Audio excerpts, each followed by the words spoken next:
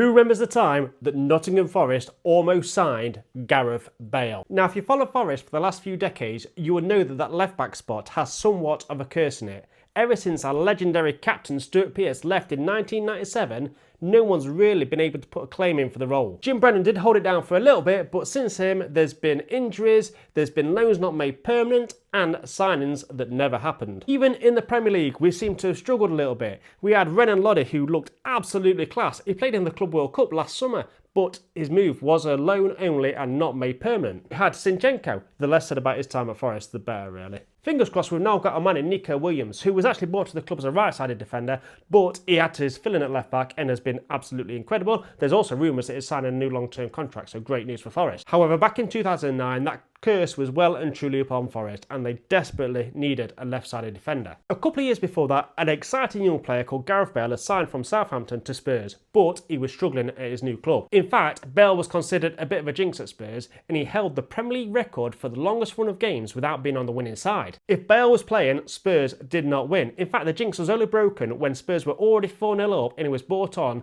with 5 minutes to go. By all accounts, Spurs were willing to let Bale leave. Forest had made a £2 million bid and he was close to joining them. However, Spurs' existing left-back, Brenwa Asuakotu, got injured. Bale had to step in and the move was off. Bale plays well, keeps his place into the side. Spurs qualify for the Champions League. Bale gets moved further forward onto the left wing, and then comes that night at the San Siro. Gareth Bale, hat-trick. And like that, Nottingham Forest missed out on one of the greatest players of his generation.